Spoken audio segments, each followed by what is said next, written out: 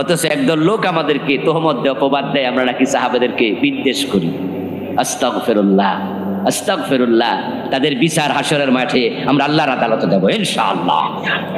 দৃঢ়তার সাথে বলে দেয় ওরা সাহাবীদের সমালোচনা। আস্তাগফিরুল্লাহ। অথচ আল্লাহর নবী সাহাবাদেরকে আমরা হৃদয় দিয়ে, কল দিয়ে, কলিজা দিয়ে ভালোবাসি। তাদের মতো সোনার মানুষের সমালোচনা করা যায়, নিন্দা করা যায়,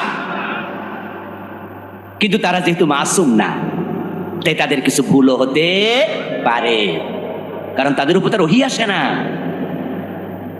যেহেতু তাদের উপর ওহী আসে না, তাই তাদের থেকে যদি অকস্মাৎ, অসতর্কতা বশত, অথবা ইস্তেহাদ করতে গিয়ে ভুল বশত, অথবা ইচ্ছা করে হোক, যদি কোনো ভুল মেসেজ, ভুল কথা, ভুল আমল বের হয়, আর সেটা রাসূলের সুন্নাহ, আল্লাহর কোরআনের সাথে দ্বন্দ্ব তৈরি করে, তখন আমরা বিনয়ের সাথে বলি আমরা এটা নিলাম না, কারণ যেহেতু এটা রাসূলের সুন্নাহর সাথে মিলে না।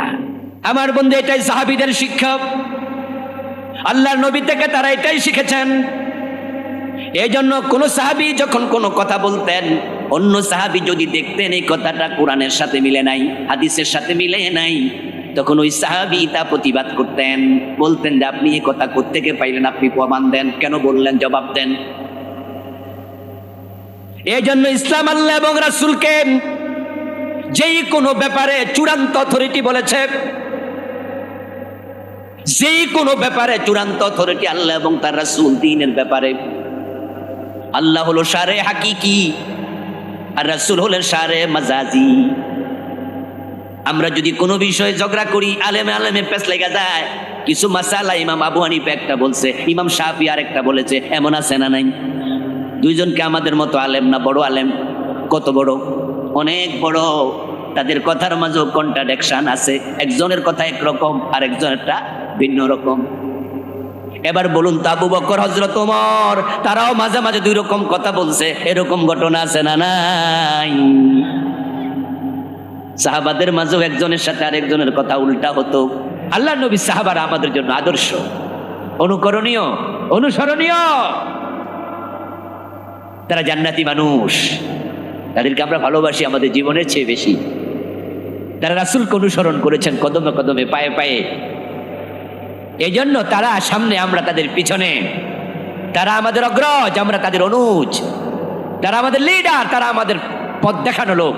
এই জন্য আমরা সাহাবীদের জীবনকে আমরা পড়ি, জানি, মানি। অথচ একদল লোক আমাদেরকে তোহমত দেয়, অপবাদ দেয়, আমরা নাকি সাহাবাদেরকে বিদ্বেষ করি। আস্তাগফিরুল্লাহ, আস্তাগফিরুল্লাহ। তাদের বিচার হাসরের মাঠে আমরা আল্লাহর আদালতে দেব ইনশাআল্লাহ। আমরা ঝগড়া করতে যাব না।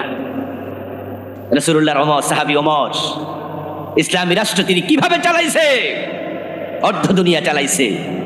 উনার জীবনী নিয়ে আমরা কত ওয়াজ করি, মানুষকে উদ্বুদ্ধ করি। ওমরের যুগ ইসলামের ইতিহাসের আল আসরুল যাহাবী, স্বর্ণযুগ। সে ওমরের মতো শাসন ব্যবস্থা আমরা চাই। আমরা ইসলামী সঙ্গীত আমাদের শিল্পীদেরকে দিয়ে গাওয়াই, খোলাফায়ে রাশেদার সোনালী যুগ কেন যে ফিরে আর আসে না, সকলে পেতার অধিকার কেন যে প্রাণ খোলে হাসে না।